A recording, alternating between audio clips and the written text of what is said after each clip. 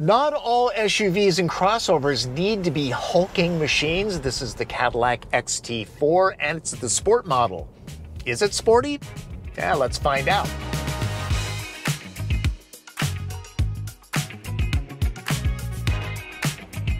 You may have heard Cadillac is going all electric. At the moment, almost all of its vehicles still run on gasoline, including this one, the XT4.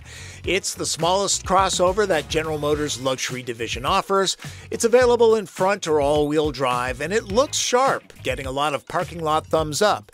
If the wave metallic paint catches your eye, that's a $625 upcharge.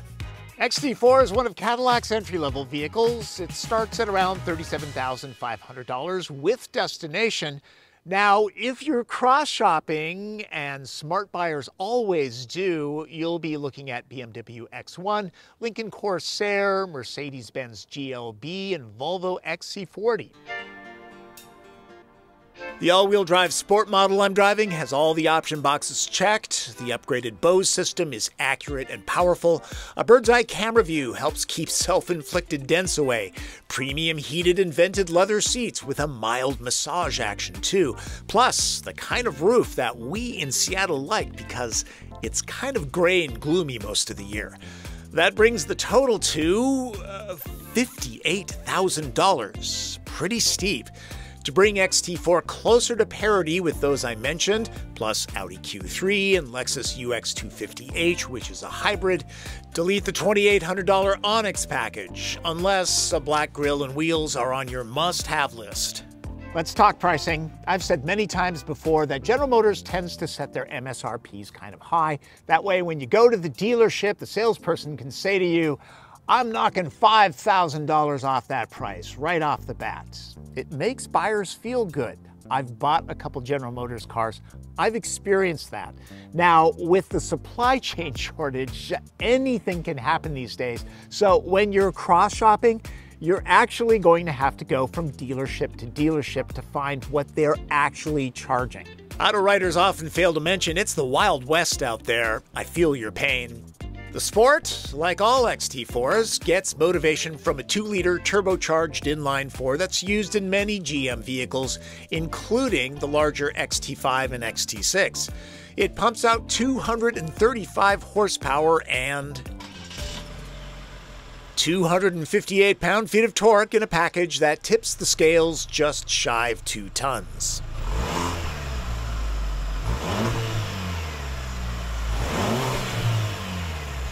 I always gripe about electronic shifters like this, but the 9-speed transmission has excellent programming and transparent shifts. Sport is the only XT4 with active adjusting dampers. Nearly all vehicles have drive modes these days. XT4 is not full-time all-wheel drive. Drivers need to select it. It stays in that mode at restart. The head-up display is part of the $1,400 technology package. This might be the Sport, but there's no power advantage over any other XT4 model. 0 to 60 happens in just under 8 seconds. It's not going to pin you into the back of your seat. It's not a V Blackwing. The engine note is neither fish nor fowl. It's not sporty or throaty or quiet and luxurious. It's just kind of there. XT4 can tow up to 3,500 pounds. The Sport is happy to zip around town. It's nimble and tossable. Cadillac doesn't do soft and floaty anymore. Reputations die hard. General Motors doesn't get its due when it comes to driving dynamics. The ride quality is slightly firm with a touch of spring in its step. Yeah, there's Sport in the name, but this drives pretty much like any other premium compact crossover. Nothing wrong with that. They're all pretty good. The suspension is the advantage with the Sport here because it's adaptive. It does sharpen things up for people who like to drive. That said, it also adds 20-inch wheels with lower profile rubber, so you will feel the imperfections in the pavement a little bit more than normal. Maybe I take things too literally, but sport should mean sport. Clearly, Cadillac excels at that, and if you're doubtful, look up any reviews of Blackwing models. The average EPA fuel economy rating for the XT4 all-wheel drive is 24 miles per gallon. That's about the same as all the other competitors, and they all want premium fuel. This has an automatic engine stop-start system. Let's give it a try. Oh, it's actually pretty smooth. It can be turned off easily. You probably won't notice it all that much. Even startup, nice and smooth.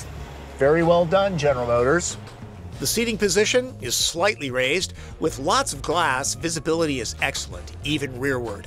XT4 comes standard with a number of active electronic safety features like automatic emergency braking with pedestrian detection and blind spot warning. Adaptive cruise and upgraded auto braking is part of a driver assist package. That's $1,100. Steering weight is on the light side. Unless you put it into sport mode, then it firms up nicely. That's the way I like it. On the highway at some 75 miles an hour, the cabin noise is moderate. It's not as hushed as you might think a Cadillac should be. There is some road noise. You have to remember, this is the entry-level Cadillac. I find the competition to be much the same for what it's worth. It's been a long time since I've showed self-parking tech. The XT4's does both perpendicular and parallel on both sides of the street. Push the button while driving and it'll find a spot for you. This is fall on your face easy if you can read the prompts. Now, I'm guessing some of you out there believe you can do this better and faster. Well, AAA held a competition with its best drivers pitted against this technology, and the humans lost every single time. Also, I want this for people who can't parallel park and block the streets trying to maneuver in.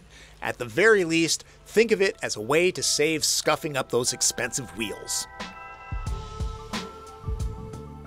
Let's get to the cabin. It's what owners see the most of, and there's lots of cut and sewn material for eyes to gaze upon. Run your fingers over it, it's nice and padded. Wish there was dramatic ambient lighting like BMW and Mercedes, though. Door releases rival Porsche for perfection. They feel like real metal. This looks like real metal, not painted plastic.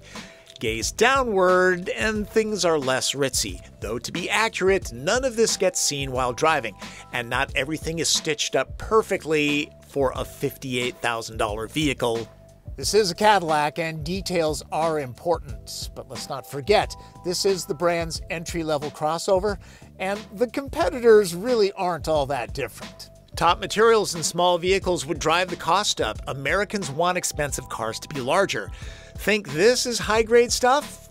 It's from a Mercedes GLB. Maybe up top things look great, but down low they're much the same as the Caddy. I've seen this in other small luxury vehicles too. Same with the fabric and upholstery.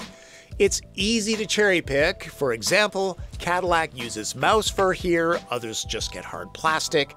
I find the overall interior quality of the XT4 mid-pack in class.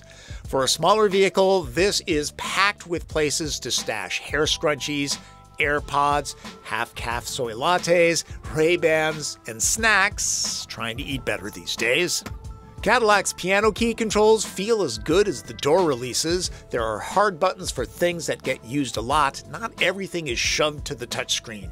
XT4's is kind of small, and I feel the graphics should have a more distinct Cadillac design, but darned if this isn't deceptively easy to use with touch response that's second to none. A big home button gets you back to square one. Don't like fingerprints? Cadillac offers up this. Natural voice commands are handled by Alexa. BMW and Mercedes do this better. The Qi charger's location will encourage people to use it, and Android Auto and Apple CarPlay are wireless if you prefer using that. When you said you had a Cadillac, I was hoping it would be an Escalade. Why didn't you get an Escalade? My gosh, you're a spoiled brat. And don't forget to tell them that you're 5'9", okay? Do I have to do it again? I mean, you just said it. Come on. Okay, this isn't an Escalade, but it's not bad for a small vehicle. Between my noggin and the glass roof, I've got that much headroom. Pretty good. Knee, leg, and foot room, that's all I need. Cushions are high enough, so that thigh support is excellent. The door openings are a little bit on the small side if you're juggling car seats in and out. Door pockets are deep, but kind of small. It is a small car. Wish there were built-in sunshades. On smaller vehicles, you can never have enough nooks and crannies to store stuff. Glad there are pockets on both seats. No separate climate zone back here. At least there are adjustable vents and heated seats. Always nice. Plus, both kinds of USB ports to charge up your phones. Getting kind of persnickety, the seat rail could be finished a little bit better for a Cadillac. The center spine is moderate in size. Because of that, footroom with 3 people back here is going to get kind of tight. And really, if there are 3 adults, it is going to get a little bit crowded. I'm guessing that most owners will only put 2 adults back here. They will be very comfortable. Have to say, the seats are nice and supportive. As far as style goes, a surprising number of people commented on how good this vehicle looks. There's only so much designers can do with a 2-box form factor. There are small details that are fun to look at. The Sport gets blacked out tail lamps. Up front, there's the classic Cadillac vertical DRLs. And for a small crossover, it looks like a Cadillac. I'm a big fan of locating the wiper here. It cleans up the back end. The Monroney says that this has monochrome badging as part of a package. The Virgo in me would like some consistency. If you look very closely, you can see a Cadillac logo projected on the pavement. That is the target for the kick-to-open tailgate. I can tell you that it's a lot easier to see at night or in a parking garage. Extra storage? You bet. A spare tire? Denied. There are a few touches that make life easier back here. I wish Cadillac would copy the Europeans and put some of those elastic bands in this space. It's not a huge reach in, but remote releases would help keep bumper schmutz off designer jeans. I'd like to see a ski pass-through or 40-20-40 split seats too. For a smaller vehicle, it's a generous cargo hold. Max cubic feet is 49. Backs up, you're looking at around 22. But numbers are arbitrary sometimes. Here's the real test. These are about the same size as carry-on luggage, and in this case, the XT4 scores a 6. That's average in class. Time to sum this up with red light, green light. Green light? XT4 is a compact package with great city driving dynamics. It's fun to bop around in. There's a long list of luxury and tech features. Some are optional, but that way owners can pay for only what they want. It's quietly handsome with a unique Cadillac design, and it's useful, part of the reason why people like crossovers. Yellow light. It does almost everything well, but doesn't excel against the competition in any one category. XT4's roomy back seat gets a large spine down the floor. The cockpit has a premium look and feel, just don't focus on the plastics near the floor. Red light. In class, XT4 is consistently a couple $1,000s more expensive than comparably equipped competitors. A sport model should go all in. Cadillac's V models are proof that it can do that. This could use some attention to detail when it comes to some upholstery issues. In some circles, the Cadillac crest will not have the cachet of the Audi Rings, BMW Rondell, or Mercedes Star. General Motors really needs to take a hard look at its marketing. Personally, I feel the XT4 is a lot more competitive with the European brands than many people give it credit for. It looks good, it drives well, it's got lots of great features when optioned up like this one. Its Achilles heel is that it is more expensive. There's something for everyone, and in the future, this will be electric. Size up your needs and likes, then get out there and seek the vehicle that works for you. Cadillac XT4 gets the chores done with grace and style. A little haggling on the price would make it even more desirable.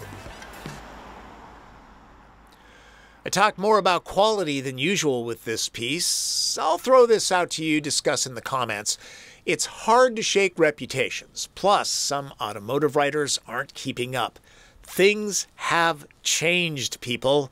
According to J.D. Power, of the GM brands, all but GMC are well above average in reliability. And some that you'd expect in the top 5, like Audi, Honda, and Subaru, are below that threshold. This Cadillac is not perfect, but some writers claim things like the buttons are off a Chevy. Nope. Check my wife's Voelk. I think only the instrument panel dimmer is the same, and it's way down low. If nothing else, accuracy is important. Cars are expensive, and you deserve the best information possible. Am I perfect? Nope. Always trying to be, though. And besides, you guys would keep me honest. I'll remind you that I've got a buying service. If you use mine, it supports this channel. You'll get a quote and instant invoice pricing. Not that you're going to get any screaming deal these days because, you know, there's still a supply chain shortage and it's tough to buy vehicles. So use mine, use someone else's. Use Cars.com or Costco, any of them. None of them are perfect, but they can save you time, they can save you money, okay? Just trying to help out here. And special thanks to, not Martin Campbell, Rob Calero for driving duties this week. Martin was off with his lovely wife in D.C., the other Washington, and New York. And since you folks seem to like bloopers and outtakes, here's Rob and a little friend that just wouldn't get out of his way. It was all the way around that corner. Dogs. Just some of the things we need to be careful of when shooting. Also, blackberry bushes. I didn't see those when I thought getting a little foreground interest into the shot was a good idea. Ow. Damn. This is the end. It's fun fact time, and I'll admit a couple of these are recycled because there's only so many Cadillac fun facts, right? Let's start with Henry Leland. He's the founder of Cadillac. What other American luxury marque did he start, huh? Lincoln, named after the American president. He had to sell to Henry Ford under duress because apparently Leland was a much better engineer than he was a business person. Also, Cadillac has a very rich heritage when it comes to innovation. It invented the electric start, electric headlights, things like automatic climate zone, much, much more. There you go, fun facts. And if they're recycled, it's because we here in Seattle, we love to do that kind of stuff. We're very eco-friendly. So there you go. Remember, subscribe to this channel, click notifications, follow me on Twitter. I'm very active there. And if you have a question, leave it on Twitter or leave it in the comments here. That's Driven. I'm Tom Voelk.